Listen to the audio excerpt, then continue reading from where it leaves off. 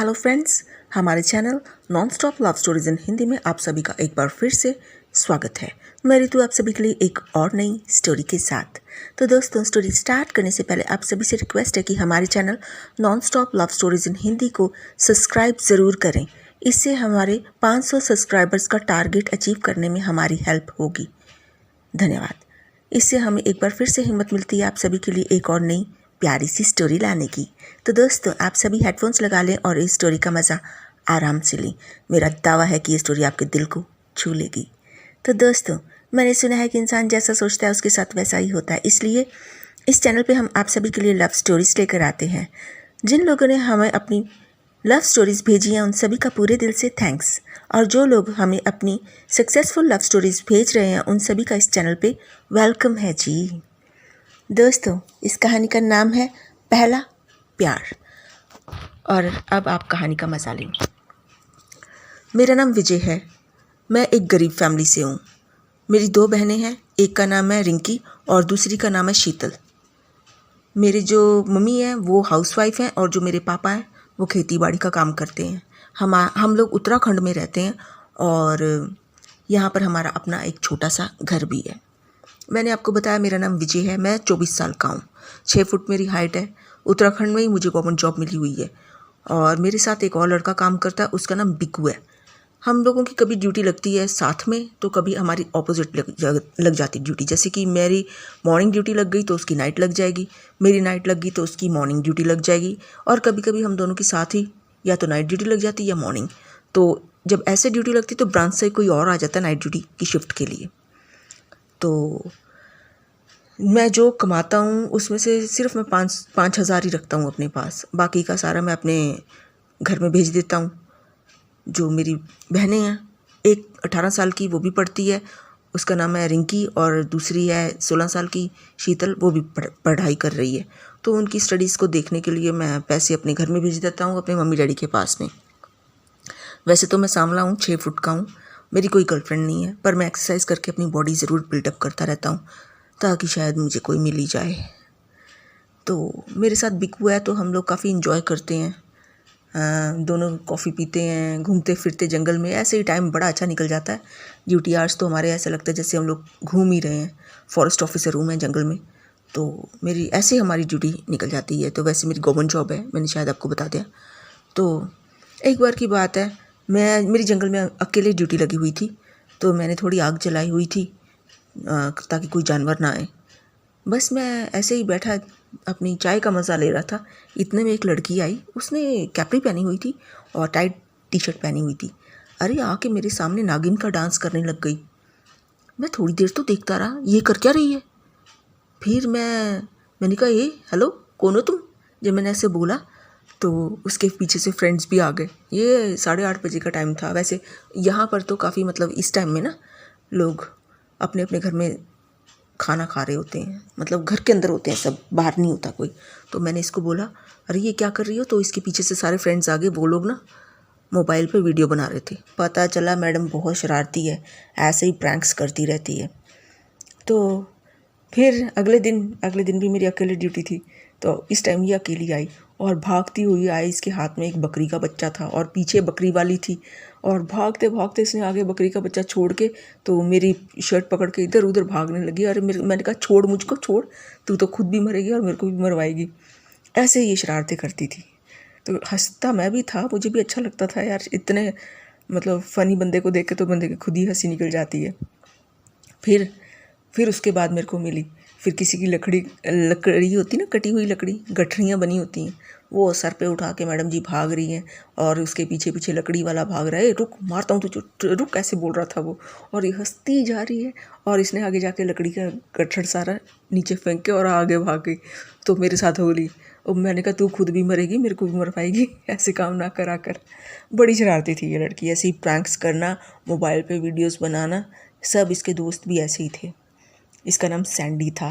पता चला तो मैंने इससे नाम पूछा तो पता चला इसका नाम सैंडी है। वैसे इसके घर का नाम संध्या है। फिर मैंने इसके फैमिली के बारे में एक दिन पूछा बिठा के। मैंने कहा, यार तू अच्छी दोस्त है मेरी, तो अपने मतलब घर वालों के बारे में भी बता, क्योंकि मैंने भी इसको अपने घर वालों के बारे में बताया था कि उत्तराखंड के हैं हम लोग, मेरे पापा खेती बाड़ी का काम करते हैं, छोटा सा हमारा एक अपना घर है, मेरी 2 बहनें हैं, एक का नाम रिंकी और एक का नाम शीतल है, तो मेरी मम्मी है हाउसवाइफ है। मतलब मैंने इसको सारा कुछ ही बताया था। मैंने इससे भी पूछा, मैंने कहा तू भी मुझे बता, तो इस मैडम ने मेरे को बताया कि ये एक अच्छी रिच फैमिली की तरफ से है, तो इसके जो पापा हैं वो उत्तराखंड में ही मतलब यूके में साइंटिस्ट हैं, और जो इसकी मम्मी हाउसवाइफ है, इसकी छोटी बहन है उसका नाम नीमा है, वो 16 साल की है और वो 10+1 में पढ़ती है, और जो ये खुद है ये ग्रेजुएशन में है, फर्स्ट ईयर में है अभी ये। तो बस ऐसे मुझे इसके बारे में पता चला, तो मैं तो इसको, मुझे नहीं पता कि ये मुझे लाइक करती थी या नहीं, लेकिन मैं इसको बहुत पसंद करने लग गया था। तो हम लोग जब भी मेरे पास आती तो मैं इसके लिए कॉफ़ी बनाता, हम दोनों साथ कॉफ़ी पीते, कुछ कुछ चीज़ें निकाल के हम लोग खाते। तो इवन ये नाइट ड्यूटी में भी आना शुरू हो गई।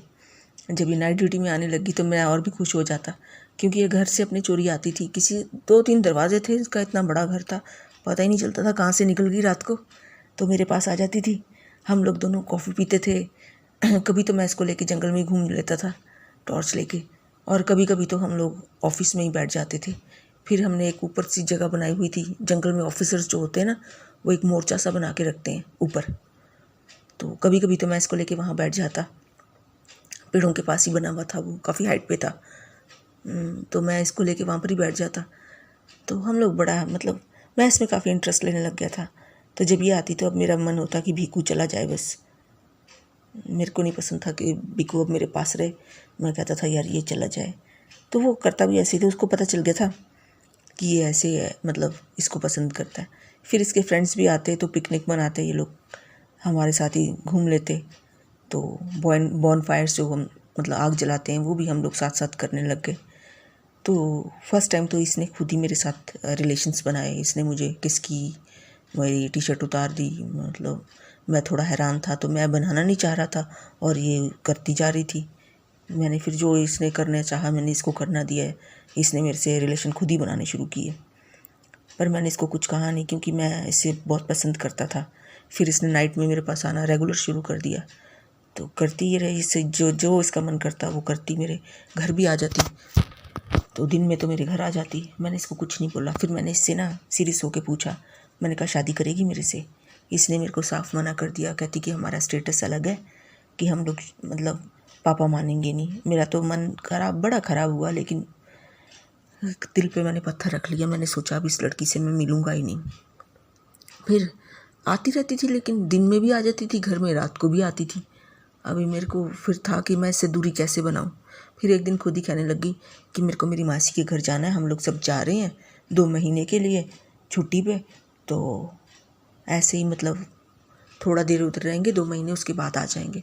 मैंने दिल में सोचा अच्छा ही है, चली जाए, मेरी जान छूटे इससे, क्योंकि अब मेरे को मैं भी तंग हो गया था कि इसने शादी तो मेरे से करानी नहीं, शादी किसी और से कराएगी, रिलेशन भी मेरे साथ है, चालाक है। मैं बड़ा मतलब सोचता था इस बात को कि ये बहुत चालाक लड़की है, पर ये इतनी सुंदर थी ना, मैं इसकी सुंदरता के सामने पिघल ही जाता था।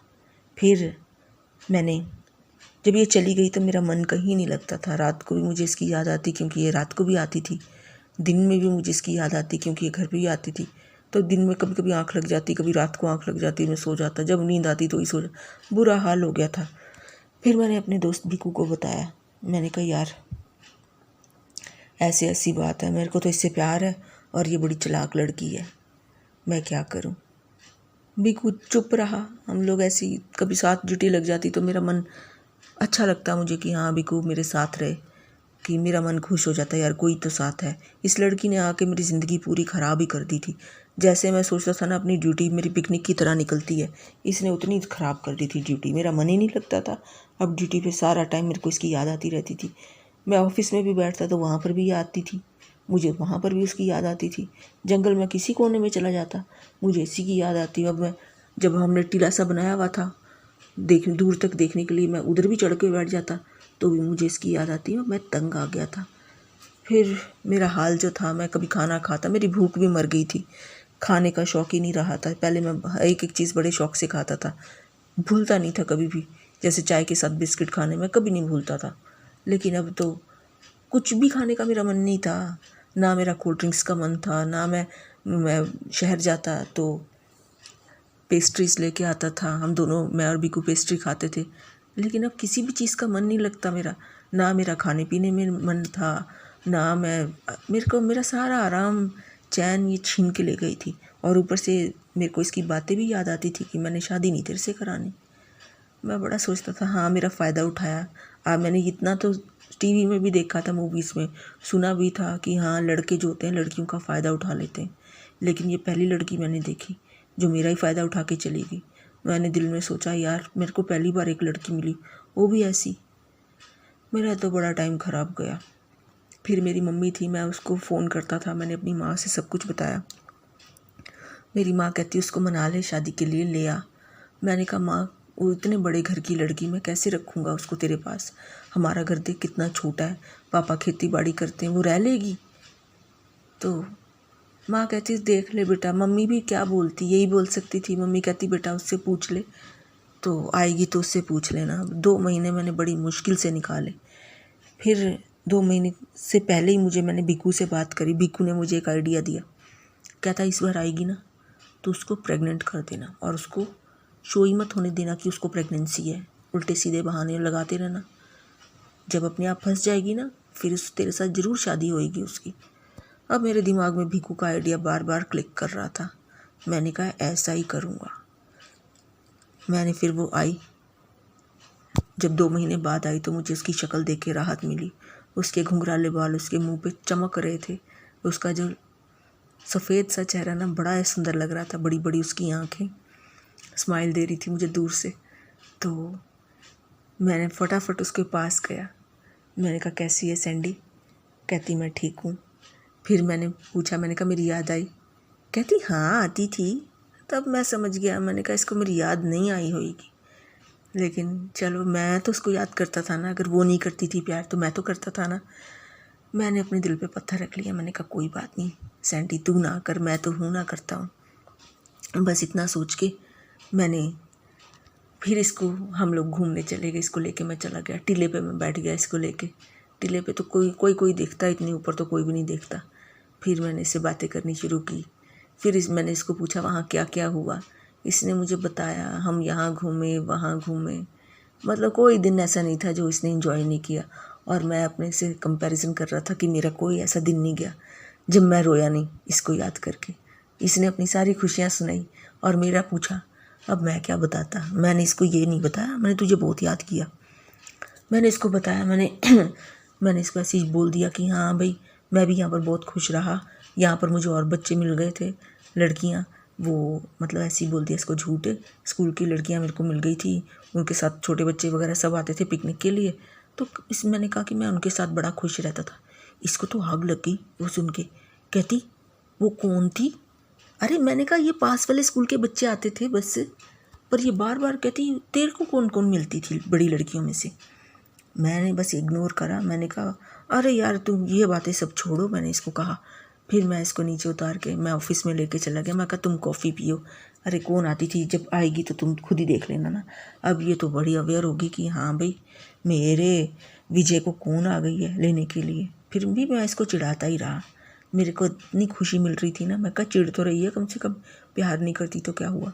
फिर मैं ऑफिस में बैठा इसको लेके। फिर मैंने इसको पूछा आज रात को आओगी? फिर इसने मुझे टाला। कहती मेरा मन होगा तो मैं ज़रूर आऊँगी। हाँ, मैंने दिल में सोचा ज़रूर कोई और मिल गया होगा इसको तो मुझे ऐसे बोल रही है। फिर मैंने कहा आज दिन में कैसे आ गई? कहती बस हम अभी आए थे तो सोचा तुमसे मिल लूँ। तो ये थोड़ी देर में फिर चली गई। फिर मैं अपने घर गया। मैंने जल्दी जल्दी आज का रात का खाना बनाया। मैंने कहा सब कुछ करके मैं जल्दी जल्दी फ्री हो जाऊं, फिर मैं इसको देखता हूँ सैंडी की बच्ची को, शायद आ ही जाए आज। तो मैं उसके घर के आसपास ही घूमता रहा।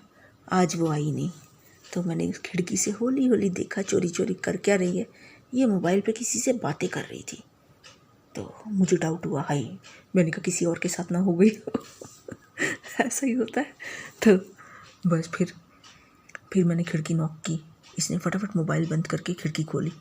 मैंने कहा क्या कर रही हो? कहती मैं बातें कर रही हूँ। मैंने कहा किससे? कहती अरे कोई फ्रेंड है। तो मेरे को गुस्सा था। मैंने कहा पता नहीं किससे बात कर रही होगी। मैंने खिड़की से छलांग मार के इसके घर के अंदर चला गया। हाँ, डर गई है। मैंने फ़ोन देखा, ये किसी लड़की से ही बात कर रही थी। मेरा दिल को चैन मिला। तो मैंने बोला तुम आज आई नहीं, मैं तुम्हारे रास्ता देख रहा था। कहती मैं आने वाली थी। अरे मैं खुश हो गया। मैंने कहा अरे मैं ऐसे ही आया, आने तो वाली थी। फिर मैंने ऐसे ही इसको बातों में लगा के इसको मैं बाहर ले गया।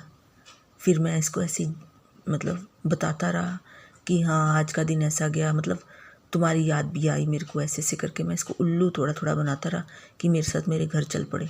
लेकिन ये चालाक लड़की थी, गई नहीं मेरे घर। चलो मैंने कहा फिर सुबह जल्दी चली गई, जंगल से ही चली गई अपने घर में। मैंने कहा कोई बात नहीं, कल आएगी। फिर मैं नाइट ड्यूटी करके मैं घर चला गया। तो सो गया मैं जाके। अब तो मुझे नींद भी आ जाती थी क्योंकि मैंने इसकी शक्ल जो देख ली थी। मैं सो रहा था, आ गई है दिन में। मैं उठा, मैं फटाफट फ्रेश होके मैंने इसके लिए कॉफ़ी बनाई। मैंने कहा आओ बैठो सैंडी, कॉफ़ी पियो। सैंडी मेरे महारानी ने कॉफ़ी भी पी, बातें बूतें करती रही। आज भी मुझे लग रहा था ये रात को नहीं आएगी, दिन में आके मुझे बेवकूफ़ बना के चली जाएगी। फिर मैंने खुद ही पहल की। मैंने कहा ये मानेगी नहीं ऐसे। मैंने इसको टच करना शुरू किया तो ये मुँह करने लगी नहीं। मैं फिर ज़बरदस्ती करने लग गया इसके साथ। मैंने कहा इसके साथ सब कुछ करूँगा, इसको प्रेग्नेंट करूँगा। मेरे दिमाग में यही बात थी। मैंने उसको किस किया, मैं उसको उठा के सीधा बेड पे लेके गया। फिर मैंने इसके साथ सब कुछ किया। अगले दिन भी मैंने इसके साथ ऐसे ही किया। ये मुझे पता था दिन में नहीं आएगी, फिर रात में नहीं आएगी सॉरी। फिर ये अगले दिन रात में भी आई। मैंने कहा अच्छा है, खुद ही आ रही है। आराम से मैंने इसके साथ बहुत दिन निकाले ऐसे ही, नाइट स्पेंड करते करते। डे में भी मैं इसको पकड़ लेता, नाइट में भी मैं इसको पकड़ता। हो गई थी ये प्रेग्नेंट, मुझे पता चल गया था, इसको नहीं पता था। मुझे पता चल गया था, इसका पेट थोड़ा सा बाहर आ गया था। तो खाने पीने में भी इसको अब ये होता था, मैंने ये खाना है, चटपटी चीज़ें खाती थी। मैं समझ गया था, पर मैंने इसको कुछ नहीं बोला। करते करते 2 महीने हो गए। इसको वॉमिटिंग आने लग गई। वॉमिटिंग जब आई ना, उल्टियाँ, अब इसको भी डाउट हुआ। फिर भी मैंने इसको ऐसे ही बहला के रखा। मैंने कहा कुछ नहीं है, तुझे ऐसे ही है, मतलब ऐसे ही शक कर रही है तू, कुछ भी नहीं है। मैं इसको ऐसे ही बेवकूफ़ बनाता रहा। जब इसको अच्छी तरह बच्चा ठहर गया ना, फिर ये जो इसने टेस्ट करवाया जाके शहर में, पॉजिटिव आ गया। मेरे को साथ ही लेके गई थी, तो मेरे को तो कोई हैरानी नहीं थी, मुझे पता था पॉजिटिव ही आएगा। तो मुझे ये भी पता था अब इसका अबॉर्शन भी नहीं होगा। तो डॉक्टर से इसने बोला अबॉर्शन के लिए, डॉक्टर ने कहा हो ही नहीं सकता। अब ये रोए। अब मेरे को पता था कि अब ये कहीं नहीं जाएगी। तो अब ये मुझे कहे कि तू मेरे से शादी कराएगा। मैंने कहा भाई मैं तो बहुत गरीब इंसान हूँ, तुम लोग काफ़ी हाई फाई हो, तो अपने लिए अपने जैसा लड़का देखो। मैंने कहा जैसे आप आए, खुशियाँ मनाई और चले गए। मैंने भी अब सीरियस लेना आपको बंद कर दिया, याद है ना? मैंने बोला था कि आप शादी कराओगी तो आप माने ही नहीं थे, आपको याद है ना? मैंने कहा सैंडी। अब सैंडी इतना रोई, उसकी मोटी मोटी आंखों में आंसू देख रहा था मैं, और बड़े प्यारी लग रही थी रोती हुई भी। तरस भी आ रहा था मुझे कि यार मैं ये विजय, ये तू क्या कर रहा है? तो फिर कहती मैंने तो तुम्हें पहली बार देखा था, तो हम लोग जा रहे थे कहीं, तो तुम यहाँ से अपनी गाड़ी लेके जा रहे थे जीप में, तब मैंने तुम्हें देखा, मुझे तुम पसंद आ गए थे, तुम्हारी बॉडी मुझे बड़ी अच्छी लगी थी, मैं तो ऐसी दोस्ती करने आई थी। तो मैंने कहा मैं कौन सा कह रहा हूँ मेरे से शादी करो, कोई बात नहीं, जो हो गया सो हो गया, मैं भी ये नहीं सीरियस हूँ, कुछ ना कुछ कर लेंगे। अभी अपने घर गई, मुझे पता था अच्छी तरह रोएगी। इसकी मम्मी ने इसको बड़ा डांटा, इसके घर वालों से अच्छी तरह इसको गालियाँ पड़वाई मैंने।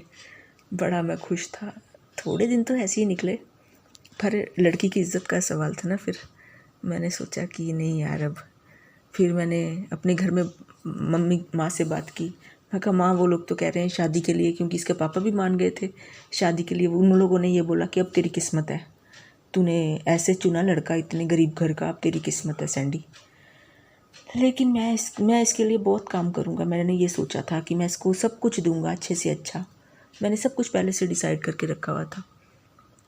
फिर इन लोगों ने मेरे को बुलाया घर में, फिर मेरे से बात की कि हाँ सैंडी के लिए ऐसे ऐसे तुमसे मिलती थी, तुम्हारे बीच में ये सब हुआ। मैंने कहा हाँ।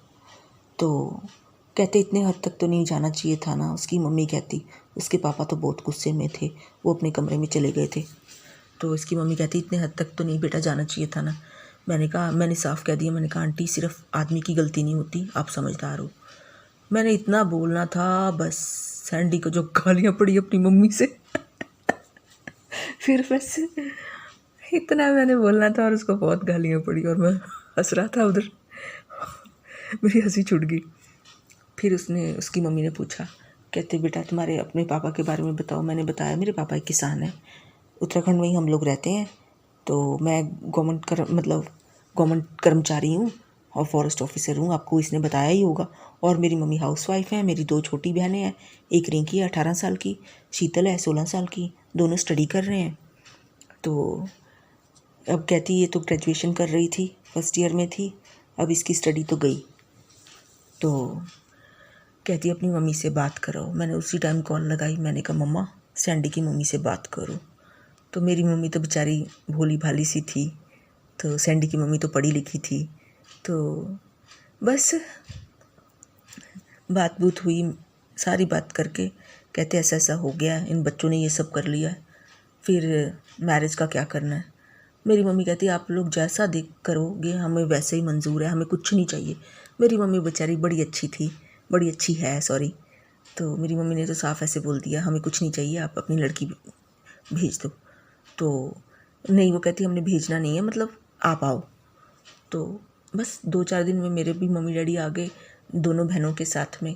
तो वहाँ पर ही मैंने अंगूठी पहना दी फिर इसको। वो तो हमारी मतलब घर में ही हमारी ऐसे मैरिज हो गई, छोटी सी मैरिज थी, थोड़ी सी लोगों को बुलाया था, तो इस तरीके से हमारी शादी हो गई। और आज एक मेरे पास बेटी है, बड़ी प्यारी सी है, वो भी सैंडी जैसी ही है, और मैं बड़ा खुश हूँ सैंडी के साथ। जितने पैसे मुझे मिलते हैं मैं सारे सैंडी के हाथ में रख देता हूँ। मैं कहता हूँ अपनी पहले ज़रूरतें पूरी कर ले, बाकी सब बाद में है। तो सैंडी के साथ मैं बहुत खुश हूँ, सैंडी भी मेरे साथ लॉयल है यार, बड़ी खुश है। और जहाँ मेरे मतलब ट्रांसफ़र होता है वहीं पर वो आ जाती मेरे साथ। या ऐसे तो उत्तराखंड में ही होती मेरी हर जगह, या मैं ज़्यादा से ज़्यादा हिमाचल या कुल्लू में चला जाता हूँ तो मेरे साथ साथ रहती है। तो हम लोगों का छोटा सा परिवार है, खुश हैं हम लोग। यही मेरी छोटी सी कहानी है, थोड़ी हमारी शरारतें हैं और थोड़ा सा मतलब ये सब है। तो उम्मीद करते हैं कि आपको ये स्टोरी पसंद आई होगी। तो दोस्तों होप करते हैं कि आपको ये स्टोरी, नटखट स्टोरी पसंद आई होगी।